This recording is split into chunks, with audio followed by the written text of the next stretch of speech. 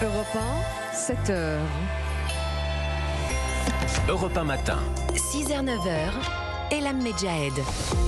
À la une de votre journal, les cadeaux déballés, le ventre encore bien plein et encore un déjeuner à encaisser. Noël est bien là, ses dépenses pour les repas aussi. Alors, pour ne pas trop impacter leur porte-monnaie, beaucoup de Français ont opté pour les surgeler, vous l'entendrez. L'actualité, c'est aussi ce choc à Marseille. Une personne est morte dans l'incendie d'un immeuble. Une quinzaine d'autres ont dû être évacuées après une explosion. Vont-ils enfin pouvoir sortir de cet aéroport? Les 300 Indiens bloqués à Vatry dans la Marne pourraient enfin décoller ce matin, direction New Delhi. Fin attendue de 5 jours d'un grand bazar judiciaire. Et puis, échauffez-vous bien, le cirque du soleil fête ses 40 ans forcément, tout en acrobatie. Europe 1. Le journal de 7 heures, présenté par Victor Porcher. Bonjour Victor. Bonjour Elam, bonjour à tous. Et vous, il vous a offert quoi, le Père Noël? Peut-être que vous ne savez pas encore si vous faites partie de ceux qui vont ouvrir les cadeaux que ce matin. Mais hier soir, Gwenaël, lui, n'a pas pu attendre. J'ai eu des Pokémon, Des cartes Pokémon. la console de jeu, et là c'est Pikachu, En peluche. un peluche. Là c'est un livre Pour mettre pour les cartes Pokémon. Et là-bas, Là c'est des balles pour jouer au foot. Et ça là. La voiture télécommandée. Ben dis donc, il y en a eu des choses. Le Père Noël était généreux. Alors, généreux, mais il ne vise pas toujours juste le Père Noël. Près d'un quart des Français contrevendent leurs cadeaux, selon une étude Kantar pour le site eBay. 29% d'entre eux pour s'acheter autre chose, mais, et c'est une première, ils sont plus nombreux, 30% à le remettre en vente pour rembourser leurs dépenses de Noël. Et notamment Victor, pour régler la note des repas de fête. Parce qu'il y a eu celui d'hier soir, mais oui. qu'il reste celui, le déjeuner du 25 tout à l'heure. Alors chacun ses goûts, mais chapon farci au foie gras, carré d'agneau aux amandes, magret de canard aux poires, tous ces plats peuvent coûter cher. Alors cette année, vous êtes nombreux à vous tourner vers les surgelés. Le reportage Europe 1 signé Tiffaine Dubuard. Boîte d'apéritifs surgelés dans les bras, Catherine sillonne les rayons. Ici, elle compte acheter son repas de A à Z. Et j'achète mon poisson, les paniers surprises, les glaces, les bûches, tout ce qui touche Noël. C'est très abordable. Moi, j'ai pas trouvé qu'il y ait eu une grosse augmentation avec l'inflation. Le saumon frais, c'est inabordable. Ici, ça va. Ça, y a pas à dire. Moi, j'ai pas trouvé mieux. Des tarifs attractifs, mais aussi des plats sur mesure, sacs de course à la main. Anne-Marie ne veut pas dépenser plus que ce dont elle a besoin. Quand on a besoin en petite quantité, les escargots par exemple, je ne vais pas me lancer à fabriquer mes escargots à partir d'une boîte de 36 alors que j'en ai besoin de 12. Ici, c'est le rapport qualité-prix qui séduit les clients. Les produits phares de Noël s'arrachent, à tel point que les congélateurs doivent souvent être réapprovisionnés. On est en rupture déjà du foie gras cru. On vient de recevoir une livraison, donc forcément on va faire le plein là, pour les jours à venir. Apéritifs, pintades farcies, légumes et bûches dans ce magasin pour un peu plus de 10 € par personne. Les clients peuvent repartir avec un repas de Noël complet. Tiffaine Dubuard pour Europe 1. Et à table, on dit souvent qu'il faut en parler le moins possible pour ne pas que cela finisse en pugilat avec les beaux-parents ou l'oncle. Je veux bien entendu parler de la politique. Et pourtant, Alexis de la Fontaine, les responsables de chacun, ils sont allés de leur message de Noël, à commencer par le président de la République. oui, Emmanuel Macron adresse un message en toute simplicité. Bonne fête à tous et joyeux Noël à nos compatriotes qui le célèbrent. Après la polémique des bougies de Hanouka à l'Elysée, le chef de l'État souhaite rester très sobre. Son ministre de la Justice, Éric Dupond-Moretti, en profite pour faire le bilan de cette année. L'année 2023 a une nouvelle fois démontré à quel point les professionnels de ce ministère étaient présents à tout moment, même les plus difficiles. À droite, Éric Ciotti profite de ses vœux pour réaffirmer son soutien aux chrétiens persécutés à travers le monde. Marine Le Pen, elle, adresse un message de compassion envers les plus précaires. J'ai conscience que, pour beaucoup, le cœur n'est pas forcément à la fête.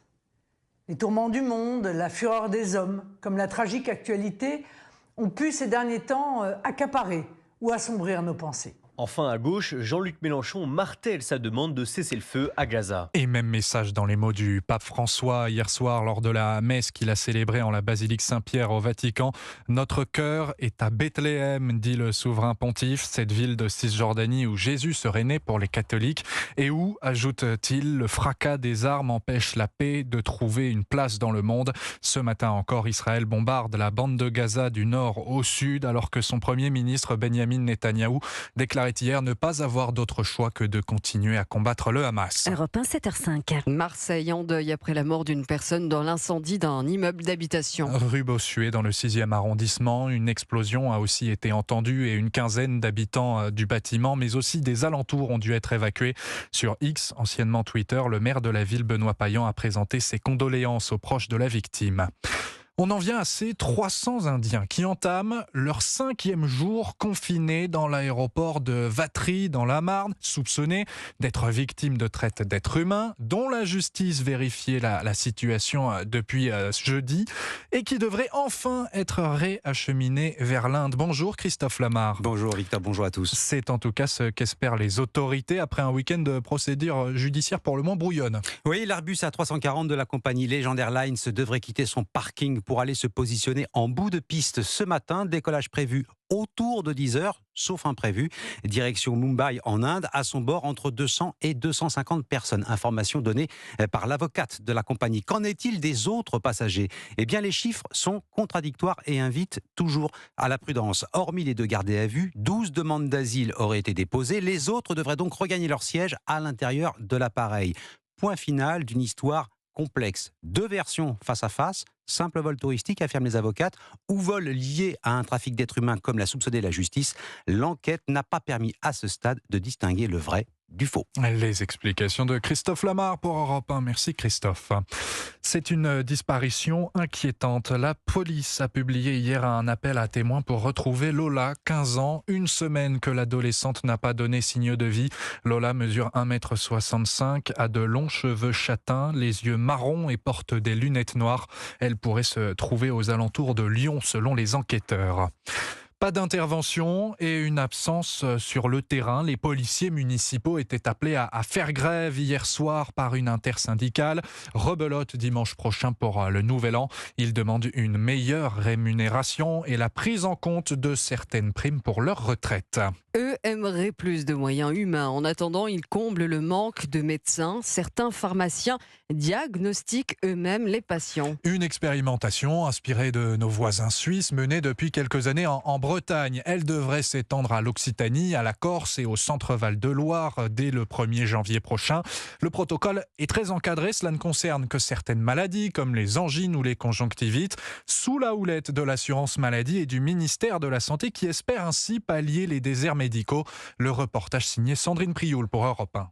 Montcontour, Côte d'Armor, 900 habitants. Un tel désert médical qu'à la pharmacie, Gilles Imbert a été formé et équipé d'outils pour s'occuper de patients. En fonction des symptômes que vous allez m'apporter et des questionnaires que je vais faire, on dispose d'un arbre décisionnel qui va nous orienter sur une prise en charge au sein de la pharmacie, une orientation vers le médecin ou carrément une orientation vers les urgences. Angine, cystite, conjonctivite, le protocole encadré par l'assurance maladie permet à ces pharmaciens de gérer 6 pathologies. Et dans ce territoire où il y a moins de 1 médecin pour 5000 habitants, c'est rassurant.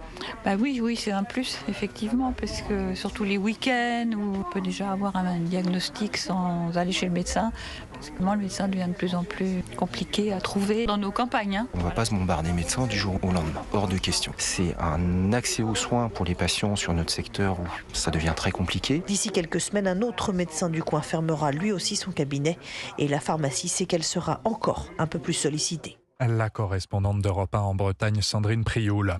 Odieux, inadmissible, quelques-unes des vives réactions politiques après l'agression d'un maire de l'Isère par des individus se revendiquant d'extrême droite.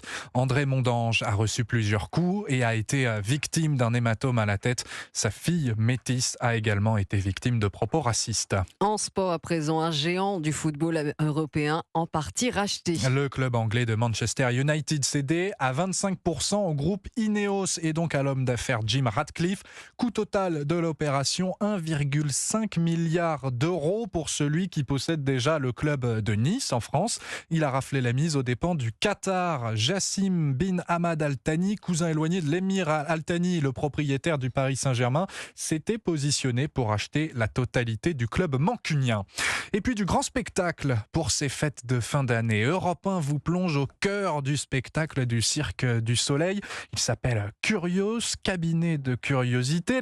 Le cirque québécois va bientôt fêter ses 40 ans. Alors, comme toujours, il le célèbre avec des numéros de haute voltige pendant plus de 2 heures. C'est à voir sur l'île des Impressionnistes, à Croissy-sur-Seine. Et Marie Jiquel s'est glissée comme une acrobate dans les coulisses. Des coulisses aux allures de gymnase. Ici, juste à côté du chapiteau, une cinquantaine d'artistes d'une vingtaine de nationalités s'exercent sur des tapis ou des trampolines, comme Benjamin Anikin qui présente un numéro assez fou. Il s'envole à plus de 11 mètres de haut. C'est quand même assez millimétré. On essaye d'avoir le moins d'improvisation possible parce que vraiment, c'est quand même quelque chose d'assez dangereux. Mais par contre, sur les entraînements, oui. Les entraînements servent à ça, justement, de tenter de nouvelles choses. Un salto en plus, par exemple, ou comme vous dites, un mètre plus haut. Dans les airs, il peut croiser Mathieu Hubener, ancien gymnaste de haut niveau. Qu'est-ce que ça fait de sauter jusqu'à 14 mètres de haut ? C'est être comme un enfant en fait. C'est tous les jours j'ai la chance de pouvoir m'amuser en fait avec mes potes sur un filet rebond et on rigole bien et c'est une bonne ambiance quoi. C'est ça. C'est mon travail, c'est juste m'amuser en fait. C'est ça qui est cool. Après plusieurs heures d'entraînement, direction la loge maquillage, plus que le costume à mettre et place au spectacle. La troupe sera prête pour un show de la démesure où chaque numéro est mesuré. Et c'est à voir à Croissy-sur-Seine dans les Yvelines jusqu'au 14 janvier. Merci Victor Pourchet.